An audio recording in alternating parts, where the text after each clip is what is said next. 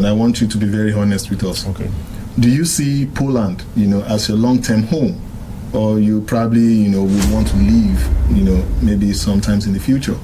From my perspective right now, Poland seems to me like a long-term home. People talk about racism here in Poland. 2012, Belarus was much more. I tell you, really? I haven't experienced that level since I've been in Poland. Do you know, I thought that Polish people smiled more.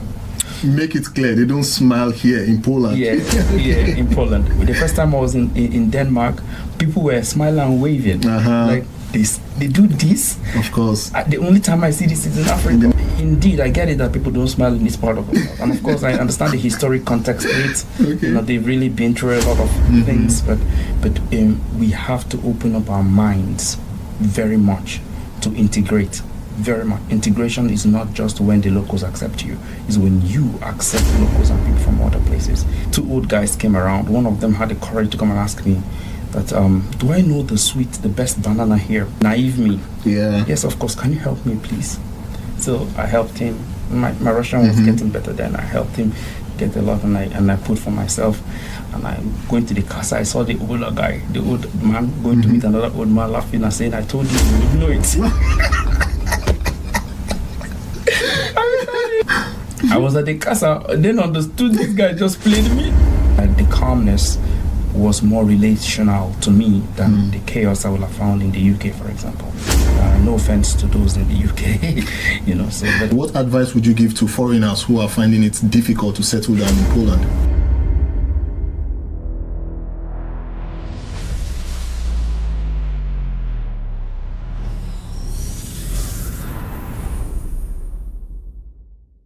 Yo guys, welcome back to the channel.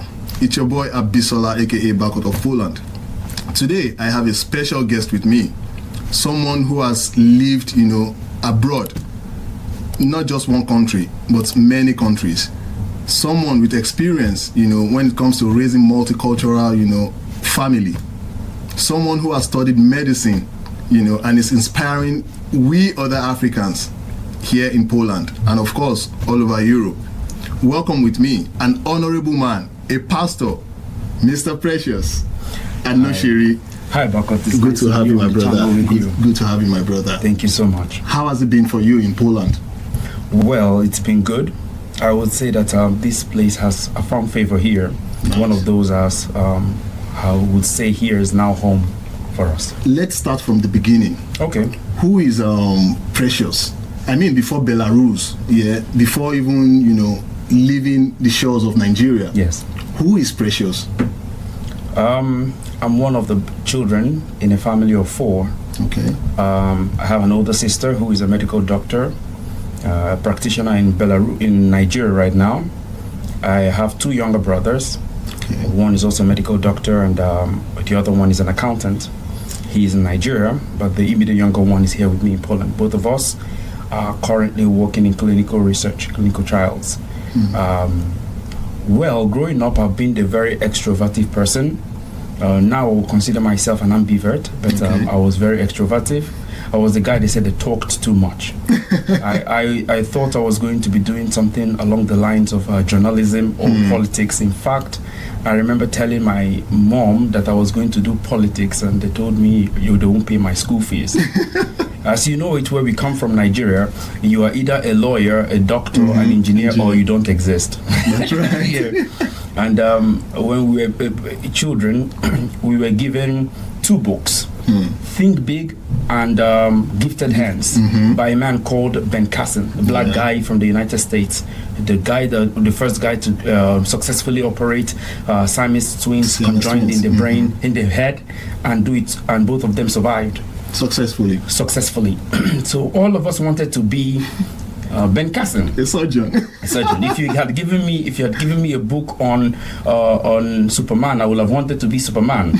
But then we all wanted to be the neurosurgeon. In fact, we were singing it like songs. And then my mom we didn't know it was a trap she had made. The older we got, and we're like, you know what, we don't want to do medicine. She said, nope, when you were a child, you always wanted to be a medical doctor. I said, no, you trapped me. But well, it's not a bad decision I made. I see how it all fits into my purpose today. So I am that guy. I was very active. I joined the debate clubs. At the point in time I was leading the debate club in secondary school as well.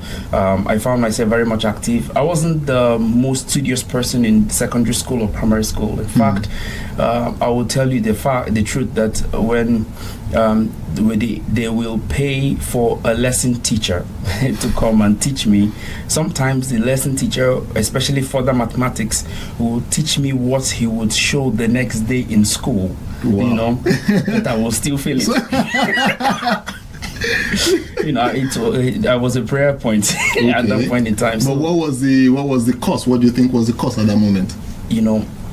When you evaluate all of it right now, I think that it could be because of my neurodivergence. I fall within the ADHD category, and you show a little bit of the tendencies of dyslexia. So it may have been one of the issues, but you see, what we do not understand, we cannot help.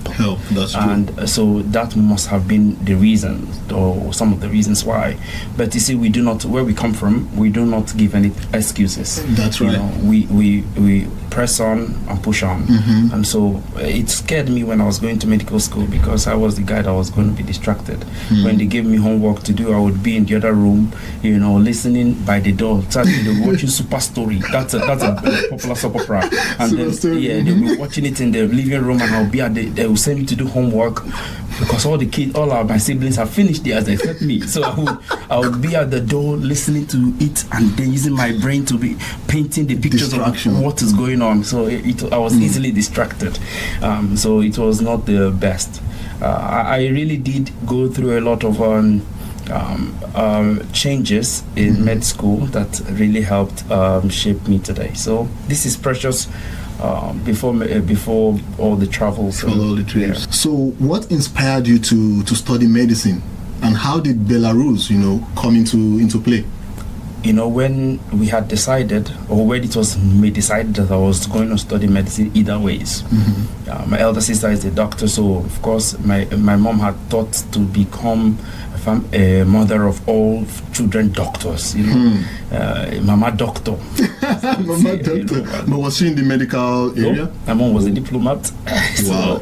But she wanted, she wanted that. I don't know. It was, I think there was the sense of job security, and I was always told you will never look for a job. It was a different world back then, as you can imagine. Right. So when it was finally clear, I was looking towards, most of my colleagues and peers then were going to Ukraine, but I didn't want to go there, because I thought I had a lot of people in Ukraine already, that I didn't want to go to Ukraine. I had a lot of friends then who went to Ukraine as well. As you can imagine, there were people. So I wanted a new land. I needed a place where I could make my strides and not be known as the son of this person, or or I know this person, my nephew, my cousin, this. Right. So I needed to be me in a different environment. So I was looking towards India.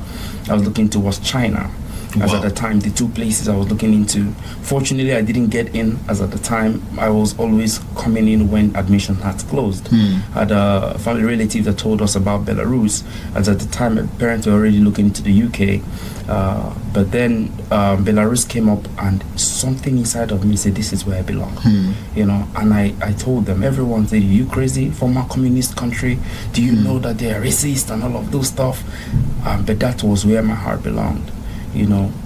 Something different. Something pulled me there. Something I would find out later to be called destiny pulled me there, and I insisted that was where I wanted to go. For the first time, they asked me my opinion about it, and I said, yes, this is where I want to go to. And they said they approved it, and that's how I found myself in Belarus. Nice. Yeah. So at that time, I knew India and China were not big thing for Nigerians to go to. So why were you thinking of those countries? That was why. Wow. Because not a lot of Nigerians were going to those places. So I needed a place where I would do my thing. I tend to see that I tend to find myself as a pace setter. I like to set paces. So that was why. Awesome. Now let's move into Belarus. When you got into Belarus, how was life in Belarus?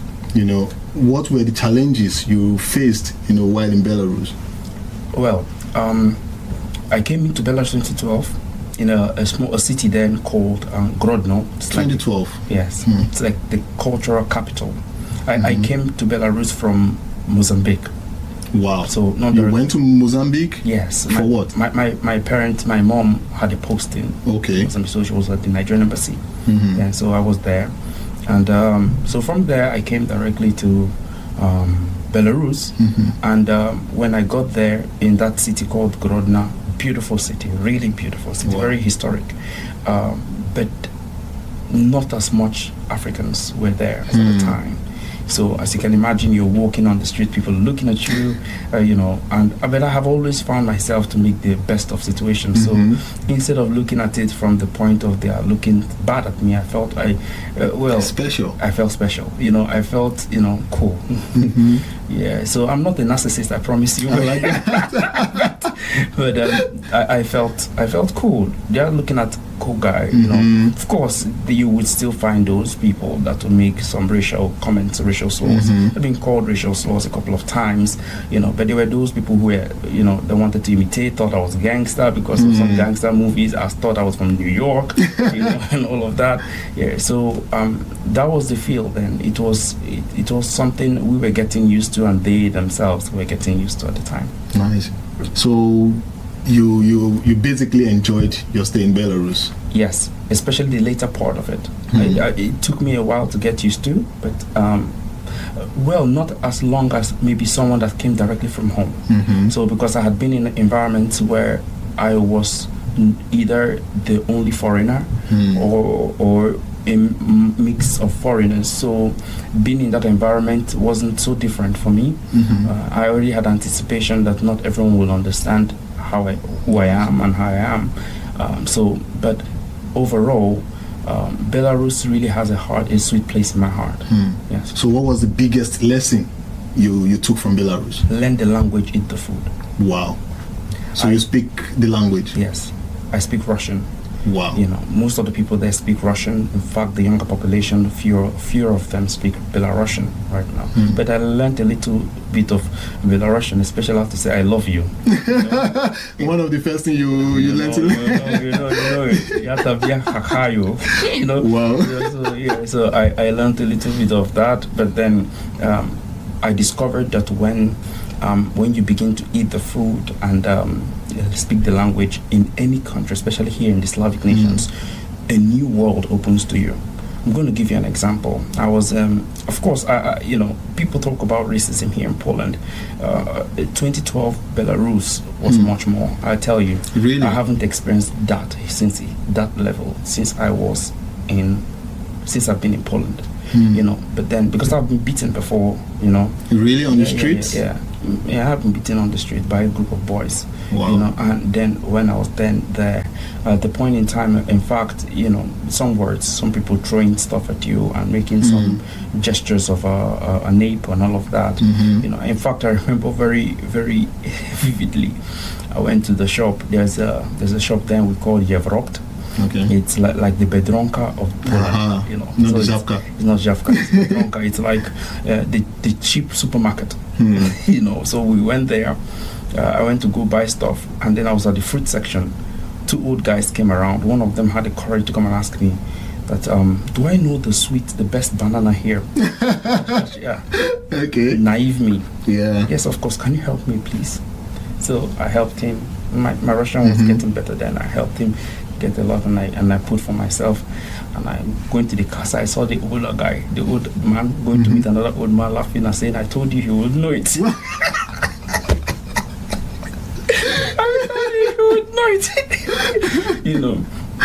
I was at the casa, then understood this guy just played me. Then I began to laugh. We know they carry laugh. I swear. We are always the first. So it's like, we never caught unawares, and they caught me unawares. But I was laughing because the prank was funny. At that point in time, but so such things have happened. But I remember, now this is where language comes in. I remember being in the trolleybus. Trolleybus is like, you see the autobus, right? Mm-hmm. And it has extensions above it, like you do have in the trams. Trams, so, yeah. but it's bus. It's not a tram. It doesn't run a line. It has a tire like buses. So I was in the trolleybus one of the days, and then I met a group of boys, and in the trolleybus, and they were making some jokes, saying some stuff. Then I looked at them and I began to answer them in Russian. And then they asked me, "Ты понимаешь? Do you understand?" I said yes. They were like, "Oh!" And then they began to do me, give me 5, and then wanted to listen. Asked me if I'm in G Unit, if I know 50 Cent. Am I from New York? I say, hey, I'm from an African guy. I'm from Nigeria. I don't know 50 Cent. I'm not in G Unit. We came down. I came down at my place, and they walked with me in the distance. We were talking. Now these boys were about 16, 14 years old. So you notice that they were just kids making fun. And when they discovered I could understand them, we all began to rapport together. You see, I discovered that sometimes those shifts happen when you begin to understand the people you're talking to. That's right. You know, and I have people that began to invite me to their homes. I went to villages where we were the only black people. Me and my friend, when we go there to visit, in the whole town, you could, if they tell you, you know, there are black boys in town, you know it's us because we are the only guys there. Very few. Yeah, very few. We were the only ones that would visit there.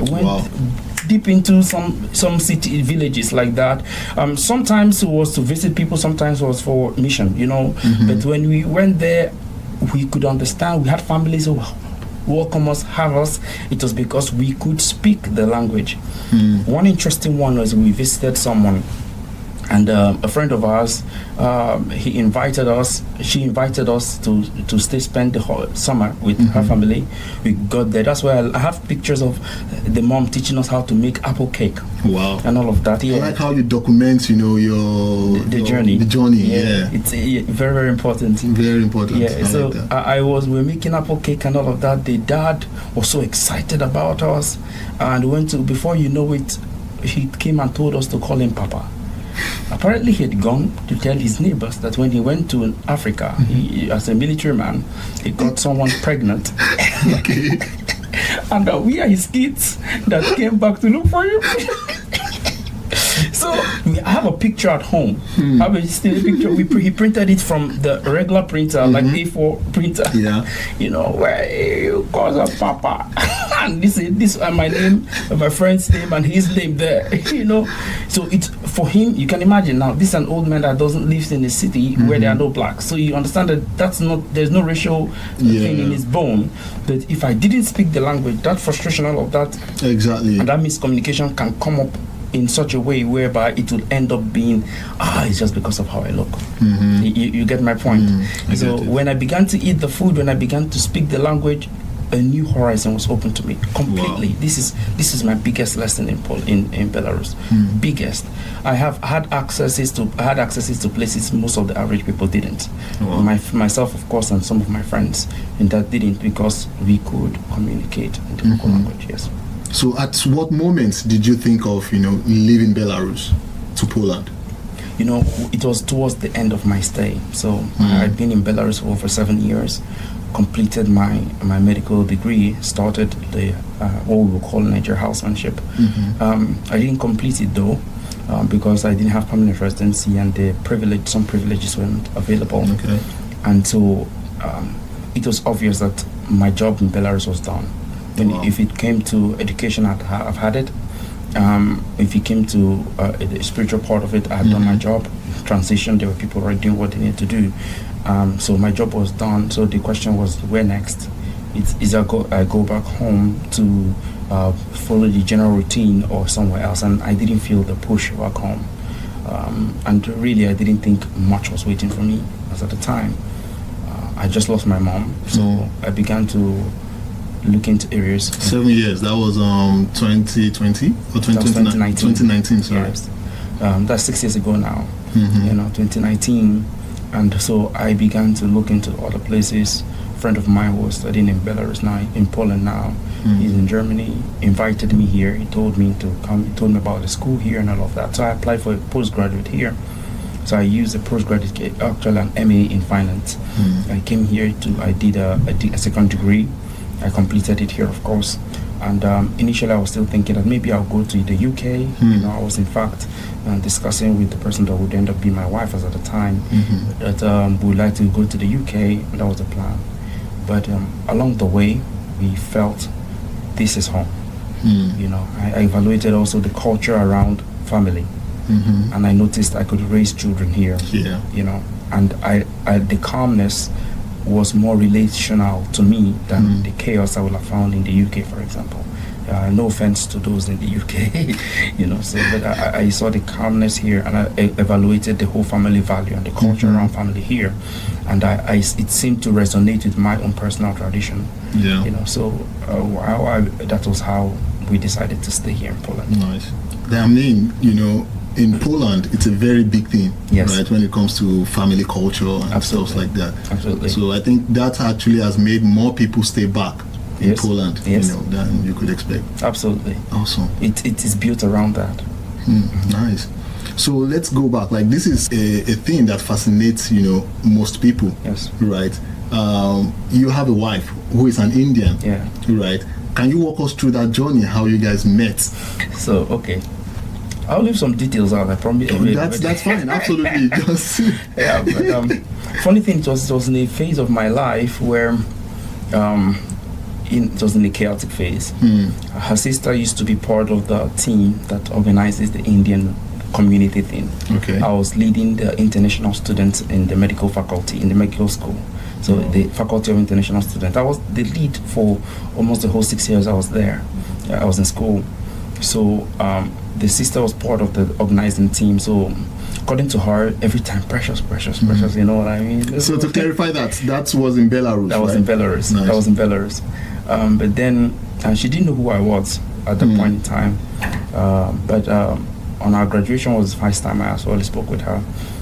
The graduation, she saw me speaking, according to her, she saw me speaking on the stage. You're like, is that the precious, you know, nice, crispy suit? Let's making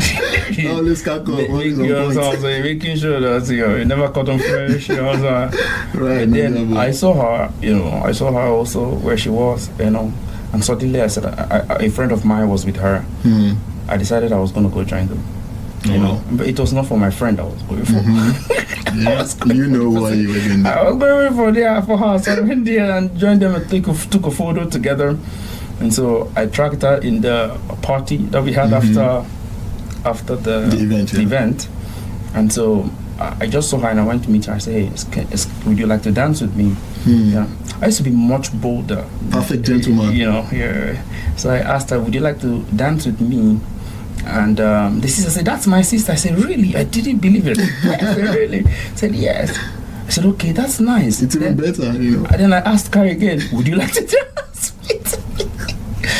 And she said, yes. So I took her to the dance floor, we danced, and we spoke the next day or 2 days afterwards. The sister said she wanted to come to my place with her. I said, Davai, come. She came around, my brother was around. We spoke and said, I'm traveling back to India, but my sister's staying. The only person I trust right now to be able to look after her, and if she needs anything, is you. Be my guest. Let's shake on it. Yeah, that was how we started discussing. We discussed a lot of things, you know. And I had a few months because then I was thinking I was going to leave, so I had a few months to talk about a couple of things, including religion. I began to talk to her about that. And so along the way, she had this conversion experience where she left Hinduism and came around to Christianity. And so you influenced her, or I did. Okay. I did. And well, I brought the news to her. I took her through that. We had a couple of conversations about the both religions. It was quite intense, of course, cordial and respectful. And over time, she wanted to know more. And then that was how that whole transition happened. And the idea was that, all right, I'm going to Poland. And that was supposedly goodbyes. So over time, we didn't even speak for a couple of months. And she was in contact with my younger brother, who was also in Belarus with her, who was her year mate. They graduated together. And so it was during that conversation period in time, my brother decided to reconnect us, and then we began to talk, and then she visited one period here in Poland and went back, and then that was how the flames got ignited, and Wow. every other thing is history. Wow. Yeah. So how was it like, navigating all the cultural differences while dating? It's very difficult, but it's very difficult. Really. Because it's very unusual. It is unusual and it's very difficult. And if you know something about their culture, there are a lot of preferences within marriage, marital preferences they do have in their culture, even among Indians. So there is a caste system that happens, and she comes from the high caste. So even within India, there's a couple of people the parents wouldn't have accepted, and the parents knew me as a friend, But in fact, they teased a couple of times how if she won't go out with me. But when it came down to let's get married, the tone changed. The tone changed because it was now serious business. And that the tone changed. It took a lot of convincing, and a lot of it was quite chaotic. But I kept the calm, and I think that earned me respect from the dad side. I kept the calm here, and then making sure that I wasn't going to move until the dad said yes, even when it was like, why do you want to wait? But I kept the calm because I'm also a very cultural person. So, but I think I really did earn the father's respect with the way I handled it, because both my home it's arguably the most respected now in the family because of the way the whole thing happened. Yeah. So was it hard bringing the families together from Nigeria and India? So my family had no problem. So the funny thing is that when I was about 13 years old, we were doing the morning devotion. So that's what happens when we wake up in the morning in Nigeria. We pray, we do all of that and sing songs. So always around 6 a.m. You know how it is. The comfortable time. So one of those days, my mom was praying for us and was praying for me. I say, when he is up to the age of marriage, he will marry a tall, fair Igbo girl. I did not say amen. I did not say amen. Because you had it in mind then, you were not going to marry for sure. Nigeria. Okay. I had it in mind then. First of all, I didn't want to marry an Igbo girl. No offense. I'm an Igbo boy, proud Igbo boy, really. But for some reason, I did like diversity, even from childhood. Yeah. And as I told you earlier, even earlier, I moved. I wasn't wanting to go to the place with most of my people. Yes. I wanted a place where there are fewer, so that I can explore more diversity than being closed in the silos. It broadens your horizon, That has been me. So it's not been an issue of who was better in character or culture and all of that. It was basically a diversity thing, Nice. But then what fascinated me, and maybe because of the girls I liked in school too, was that they were from the western part of Nigeria. So I was like, I was either going to marry a Yoruba girl or an Indian girl. Indian girl was because of movies, most likely. All those. You probably have something for these Indians because you thought about going to India to study, remember? Yeah. Then, like I said, the movies really had an impact on us. Okay. Makes sense. Z-World. Yeah, and all those cassettes, those cassette movies we watched.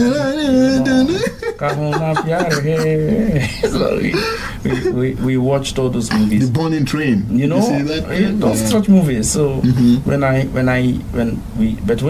grew up a little bit, we wanted South American. Don't ask me. Then we're getting a bit naughty. But so the funny thing was that the girl I dated prior to her was also a Yoruba girl. In fact, that was the one I thought I was going to marry. What I'm saying? And she was going out with someone in India as well. So it was stuff happened. So the family didn't take it by shock.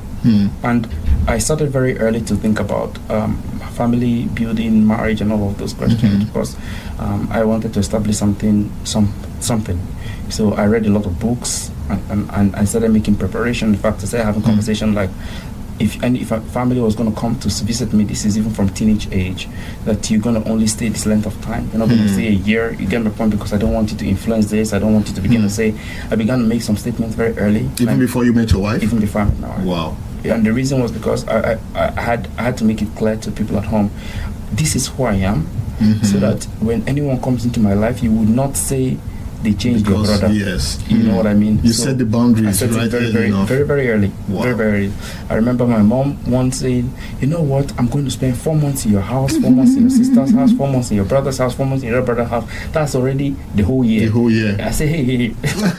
Except my I didn't say hey like that. You don't talk to an African man. But I said, no, that's not the way it is. You know, except it is like when they give birth, it's something they call the omugo.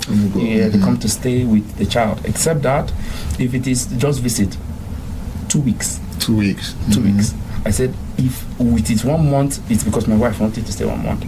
The reason is because if you stay longer than that, you will discover she's not cooking like you cook. Like you cook, right? Why is she not doing your son the way you would have? The way, yeah. And you enter into competition with her. I don't have strength. You get my point? Let us settle it now. If you're going to stay longer than this, she would be able to be the one. As at this time, there was no person. I wasn't going to marry anybody yet. You get my point? But I laid it out, and my sister was speaking. I was like, what do you mean by that? What do you mean by that? I said, thank God you guys are hearing it from me now. Before you come and say later on, they changed your brother's heart. I think because you already knew you were not going to marry an Igbo. You know, so I had to set boundaries very early. Smart move. Very, very early. And so it helped. So nobody was taken by surprise. Even some distant relatives, they were like, why didn't he marry a European or American? They didn't tell me. They couldn't tell me to my face. They were whispering to my sister. And my sister would say, you know what this person even said? You know what this person? I said, thank God they can't talk to me. They can't tell it to your face. They can't, because that boundary was set very much early. As the man, I believe that I was supposed to be the protector of the home. You know what I mean? So that would include even from foes within and without. You know what I'm saying? So yeah. So that was how it took. From my side, there was not that, but there was the pushback more was from India. You know, and you could tell a couple of times, even when we move around and we see other Indians, they're like, how did this happen? How did this happen? You could see it in their face. How did this happen? So unusual. You know what I mean? Right. Nice. Yeah. So when you got into Poland, yes, right?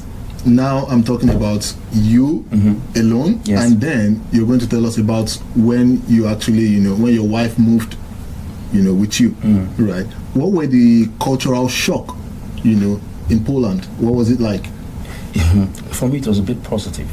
Because, well, if it's talking about food, language, and all of that, I already was over 7 years in Islamic country, so it's the same. You're not new to it. The food is the same. There was nothing too different. They have pierogi. They have pierogi, not Polish one. No Polish. It's the same, but that cultural shock didn't happen. Winter was the same. I sometimes think Belarus winter was colder, to be honest. Wow. You know, so I've gone through all that shock already. But you know, I thought that Polish people smiled more. Really? I did. You thought? I did think so. You know, because I could meet up I was in Warsaw, right? So I have always been in Warsaw, so I could meet up with someone and speak to them, and they would answer me in English, and at least if I met 10 people, 7 of them will. You know, that wasn't my experience in Grodno. Maybe because I didn't stay in Minsk as a capital, you know, but that wasn't my experience. A small city, yeah? It was a smaller city, not the smallest city, it's one of the big cities, but it wasn't Warsaw or Krakow. You know what city would you compare it with? Lublin. Lublin, okay. It was Lublin, you know. So that's the idea I have, Lublin or which, you know. So that was the idea I had about it. When it comes to people, you know what I mean. Lublin, Łódź, Wrocław, but you know, historically it's like Krakow. You know what I'm saying? But then the structures, the architecture, Krakow-ish. You know, but then, in my opinion, when you come to you know, relationship is like that. Of course, now a lot of people are in Lublin, Africans especially, but yeah, you get the idea. But then that was my experience. Although the Belarusians I met here in Poland, they're amazing. They are very, very amazing people. You know, really amazing. My brother says it's because here all of us are inastranci, all of us are foreigners. You know, but then it's quite amazing, really. But I do have great families that I really love. So that was my culture shock. But of course, the more I began to travel west, I was like, yeah, they don't smile here. You know, because in Denmark, the first time I was in Denmark. Make it clear, they don't smile here in Poland. Yeah, in Poland. The first time I was in in Denmark, people were smiling and waving. Like they do this. Of course. The only time I see this is in Africa. In the Nordic countries. You know what I mean? They are like that. Yes. You know, I was like, this is going on here.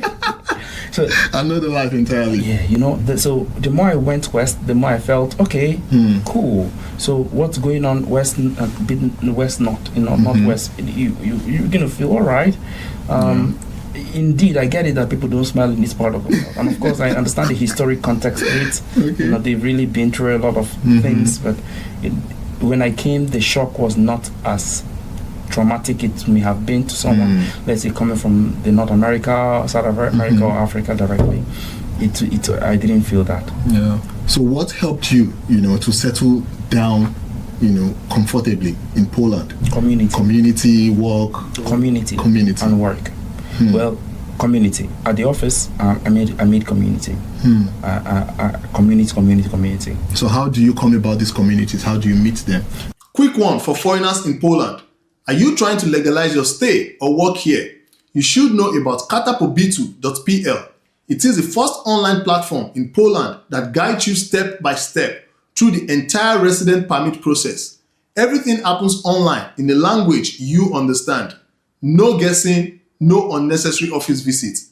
Behind the app is Mobirel, a team of experienced lawyers and specialists who have been helping foreigners in Poland for years, so you're not alone. Every case is reviewed by real experts. They personally helped me with my work Kartapobytu, and honestly, it saved me time and stress. And if you register using my discount code Bakot of Poland, you get 10% off all support packages. Link in the description. Now let's get back to the video. So I'm again a bit extroverted, so I talk. So I can be a compliment. It could be even from my name. When I was younger, I was ashamed of it. So you can imagine I got bullied for Precious. My both name, Precious and Chidera, they are not the best male names. And when you have to convince people that your name is unisex. Yeah, both names actually. I know, but when you have to, when you say the name, I say, is that not the girl's name? You have to start begin to explain. No, it's unisex. You know what I mean? So it's a different vibe. So yeah, but soon enough I began to, and I was a boy that tried to change his name in school. And they had to tell my mom, who is this dude? What is his real name at the point? But then over time, it became a conversational starter. Hi, my name is Precious. I promise he's not from Lord of the Rings. You know what I mean? Hi, my name is Precious. My mom thought it was a good idea to call me an adjective.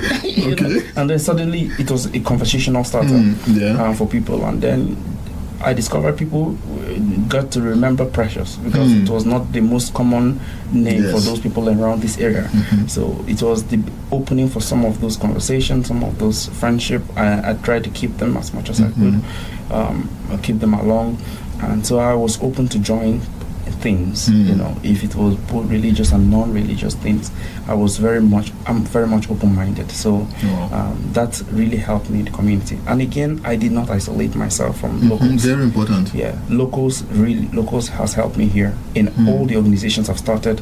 The people that have boosted me the most in all of them have been locals. All of them. Yes, they are the biggest influence in all my organizations. That's why it's very important to have them. Very important. I do have a foundation, and in fact, the center of it is to help re-educate expats to begin to think, because people come and they stay in their silos. You will notice someone come from Africa, the only people he has as friends are Africans. Outside of that, nothing. You go to school, you don't want to make friends, so you have people from different countries, from Azerbaijan, Uzbekistan. You never really say hello to them. You get my point? The Poles, you never really say hello to them. You would think everything is racist. That's right. But when you begin to open us and talk with them, they really, really open horizons for you. The first jobs I got here, people fought for me to get it. You know what I'm saying? Everything here has been, in fact, understanding of career in Poland has been because of my conversation with locals as well. So I opened myself to the local community, and at the same time I found foreign communities, not just African communities, but foreign communities to be part of. It helped me settle here. At a point, I think it's always very important to not just isolate yourself to the African community. It's always very important. People say, I'm not talking to my brothers, like I just, abandon my brothers, my sisters, but it's not like that. This is me, I can't be on every side at the same time, Agreed. And maybe someone would take a hint from this. There is this also idea of speaking about the local people or people from other places that is very that's not the right categorization. It's not the best look, especially for some foreigners, some expatriates.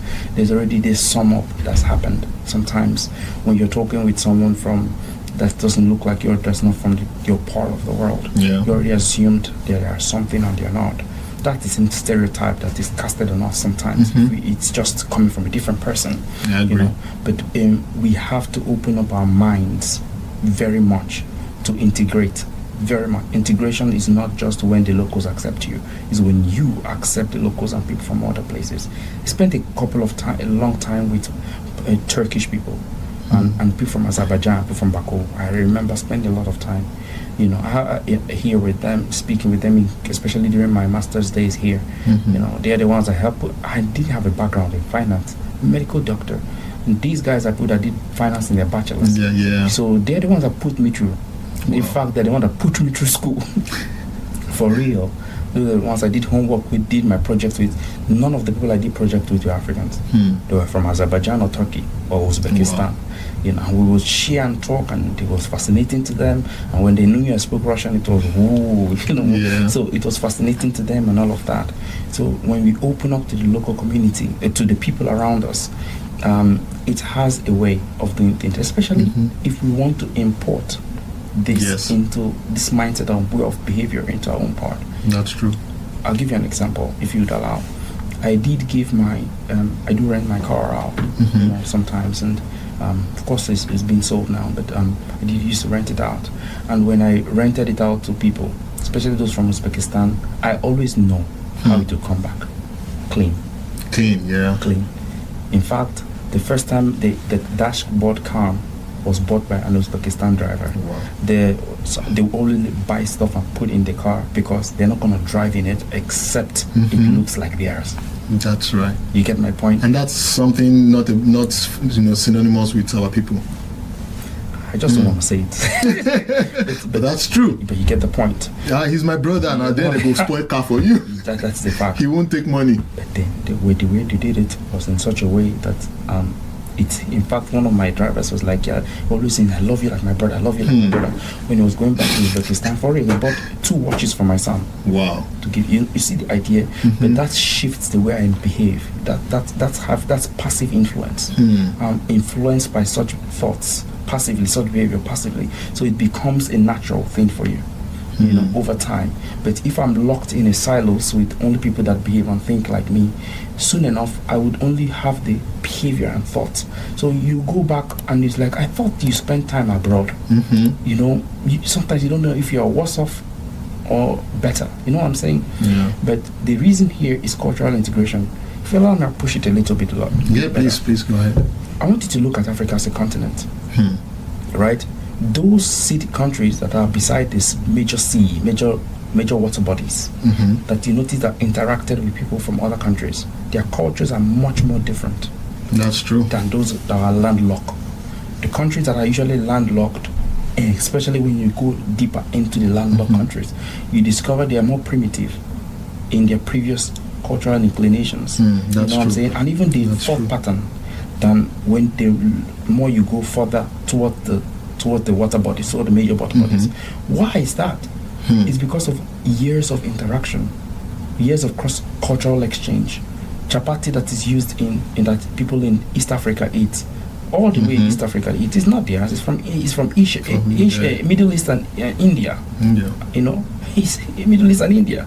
Have you seen the Rwandese cloth? There's one that goes this way. You know what I mean? Yeah. I thought some of my people brought it for my wife and I, and she wore it. I was like, if it's not African print that's on this material, it's just plain purple, plain white, would anyone think this is not an Indian cloth? She said no, but this is a local Rwandese cloth. The question then I asked was, how did these clothes cross India here? Years and years of cultural intermingling. You get the point? Many centuries ago. Then you notice, look at their dances. It's like a mixture of some kind of ballet and local traditional dance. Yeah. It's not the same tone as you would have when we come deeper into the central. You get my point? I agree with you. The reason is because of this cultural intermingling. Look at the way cultural behavior with guests and ideas. You notice it's different. The more we expose ourselves to different ideologies, you will notice that the more we will be able to become better people and have better values to present. Thank you so much for that. I believe that on its own has been very, very insightful. Yes. So now let's talk about, you now have a son. Yes. Congratulations once again. Thank you. Yeah. So how has being a father, shaped your perspective about life? Well, my dad wasn't really there growing up, so okay. Because you were talking about your mom. Most times. He wasn't really there. To give you, he wasn't really there. So I had to want to learn a lot, about that, and I anticipated it. So I anticipated it. In fact, I think in the beginning part of his life, I overcompensated, for it.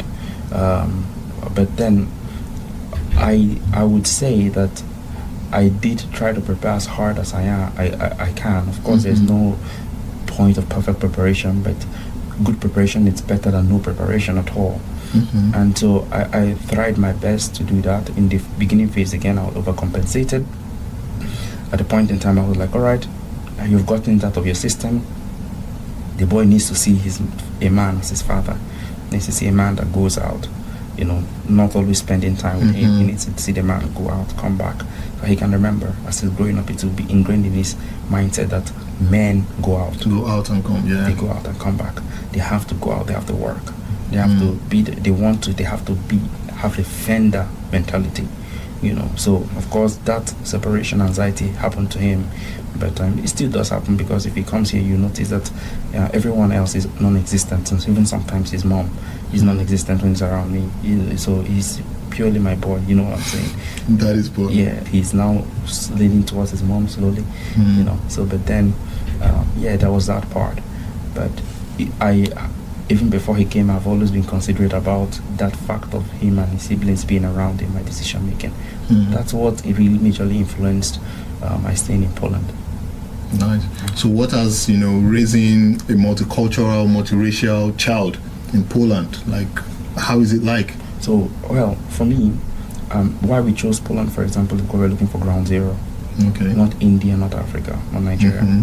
So, and a place where there are not so much Indian or Nigerian influences like you would find in the UK or the US or Canada. So here we had to choose what is our culture. So we are the ones that are building what tradition means to us. So for us, that is what it is. So we are just transmitting our ideologies directly into him. That is how it's been looking for me. I haven't had of course, going to school, you could see that it took him a longer time to get adapted, and he could tell that he didn't look like every other person. But over time, he didn't care.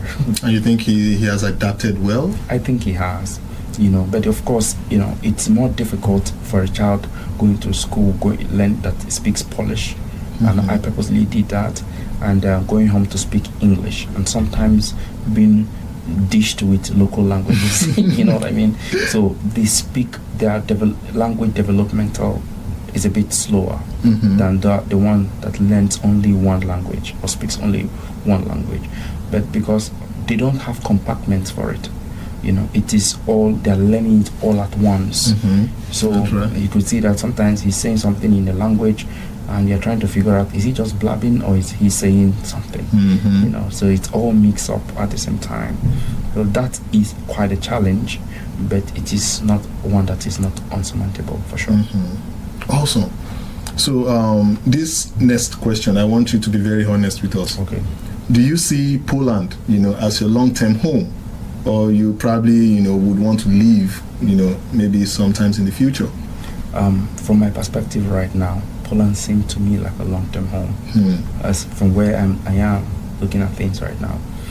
So, as a profession, you kind of diverted, from medical doctor to senior medical reviewer. Yes. Like, what prompted that the change? I would say I wanted to be part of the people that is helping develop hope for people. I'm right now in rare diseases, which is majorly the forgotten part of medicine among many people, among a lot of unmet needs, I would say. So I am with the people right now that help provide hope for such people. I like to be part of those who are giving hope. That's why I'm here.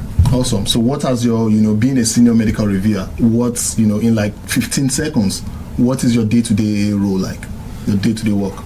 So I examine the safety data, the clinical safety data of patients that are receiving the trial medication globally. And I help with the formation of I'm part of the team that is developing the drugs. So is this a path you would recommend to other foreigners who are looking to... Physicians, yes. People with medical health science background, I would say they should look into clinical trials, clinical research, if people are trying to make an impact. Yes. So now, beyond career, you are also a pastor. That's right. Right. How did it all started, the calling, how did it started? Well, I would say that's the longest part of my life, I would say, because it was quite obvious from when I was a kid. There are a lot of obvious signs that it was clear to people, and I had also had that influence among people in that capacity, and I was able to see things much differently as pertain to even scriptural and religious aspects.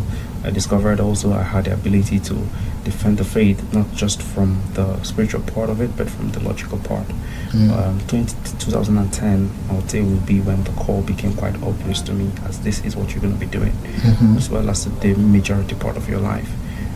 I did it in Belarus, I did it in Mozambique prior, Belarus, and here I had already had, by the time I was coming here, I already had over 10, 11 years doing it. So the journey don't start at it. It started very, very long time. Nice.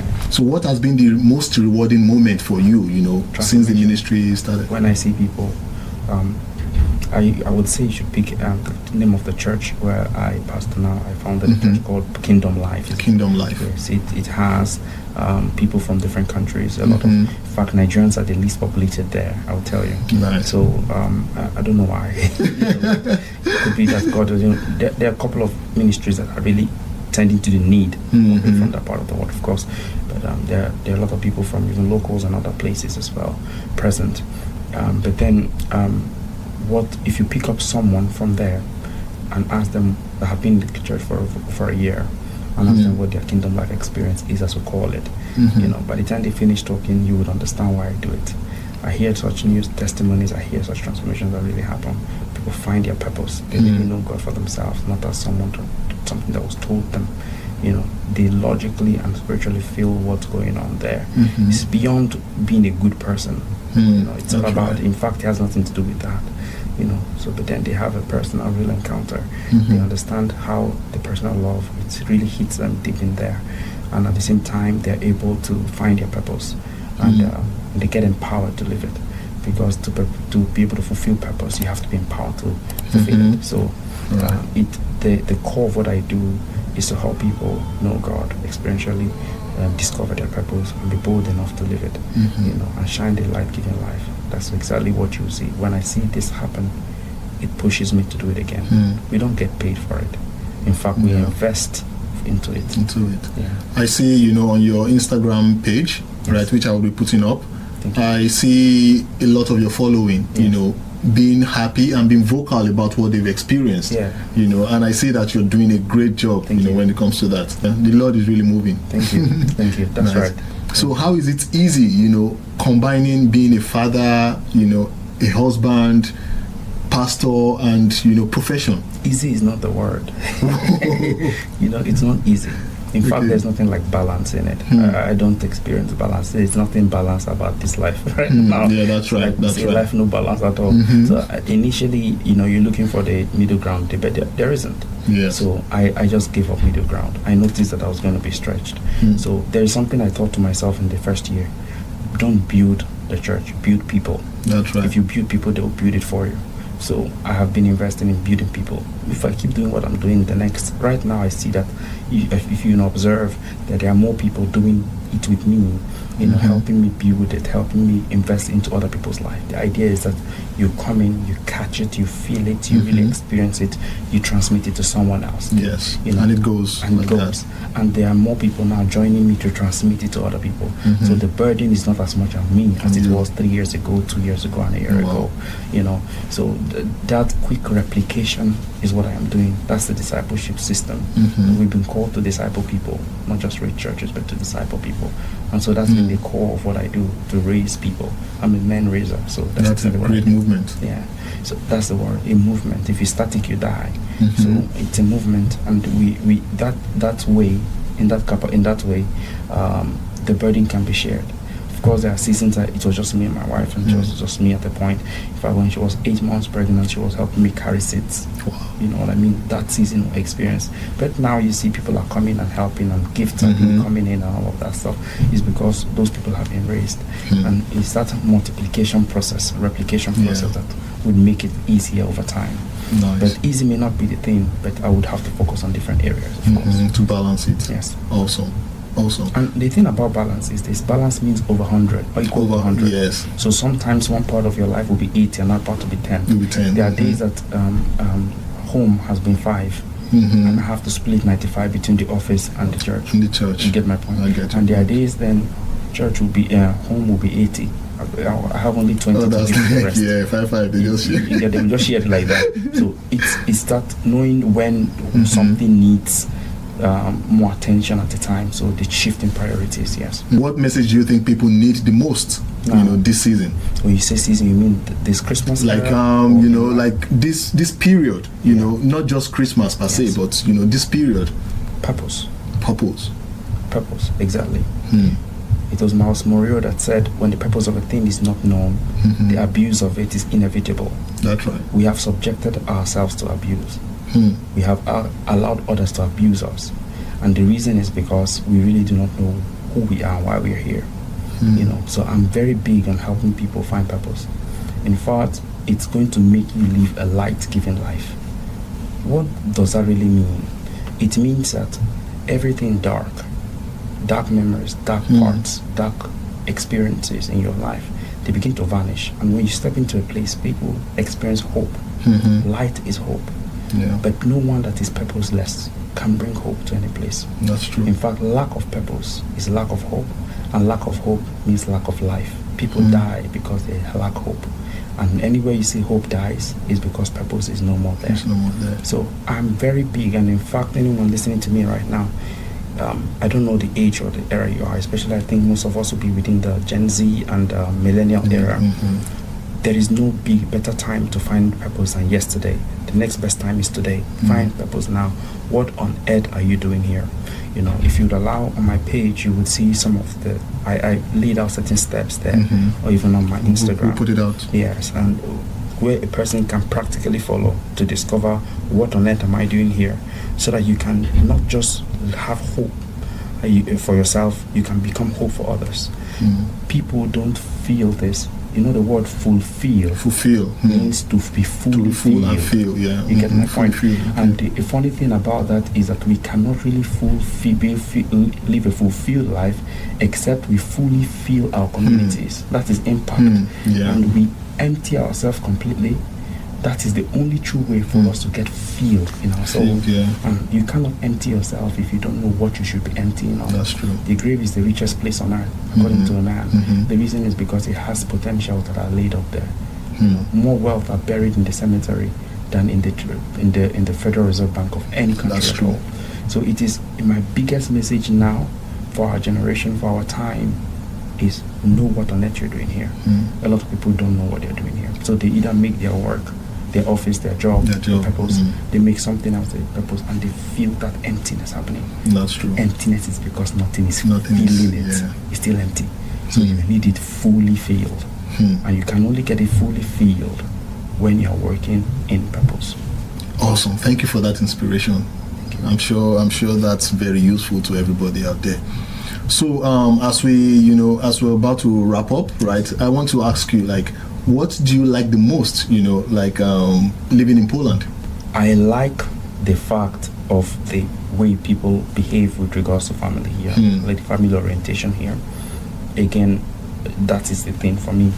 And well, I like the people I meet. I like meeting you.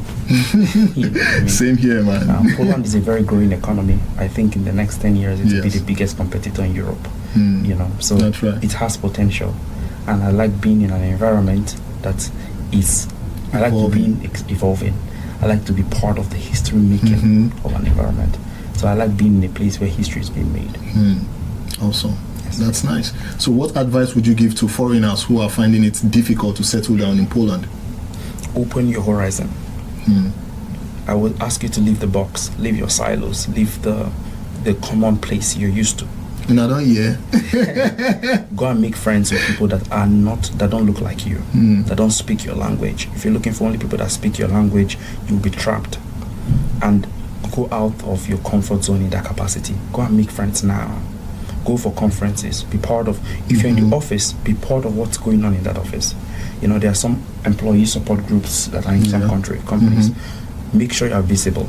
A man told me some time ago that he put it this way: representation matters. Make sure that you're represented wherever you are. You are part of it. Bring value. You didn't just come here to gain value. You came here to give value. And no one likes a person in their house that's only coming to take. No one likes that. But if I come to your house and your kids like playing with me, that's value. If I don't dirty your house, but I make it nice when I go. If I notice that if I come to your house and finish eating, and when you're done, I just say, okay, don't worry, I take care of the dishes, and I take care of it. You want me to always come. That's right. Even if I don't bring gifts every time, but if every time I leave, you have a smile on your face because I did something positive in your house, or your kids are so excited that I'm around, you want me to be present. So, but if I come and I'm going to eat your food, I'm going to just sleep in your bed, leave my clothes anyhow, cause more burden for you, you won't want me to come. Nobody likes that. It's the same way every time, everywhere.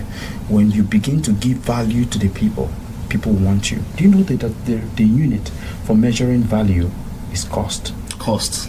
So the unit of measuring length is centimeter. Speed, kilometers per hour. Value cost. So the more valuable you are, the more money comes to you. That's true. You build value, the money comes with it. Exactly. People want to be with you. Accesses are given to you because indeed you are valuable. Awesome, Pastor Precious. Thank you so much for your time. This has been really impactful. Really, really impactful. Your message is very powerful. From moving to Belarus, from coming to Poland, starting a multicultural family, the ministry, profession, you're a really, really, really anointed man, I can say. Thank you. Thank you so much for your time, and I really appreciate that. I'm sure that will be useful for our people out there. Guys, I hope you've learned, one or two things from Pastor Precious here, and if you've really enjoyed this episode of Bakot's Conversation, right, please do well to leave your comments, like, share the video, and do not forget to subscribe to the YouTube channel. I'll see you guys in the next video, but until then, stay safe, and bye for now. Cheers. Cheers. All right, man. Thank you.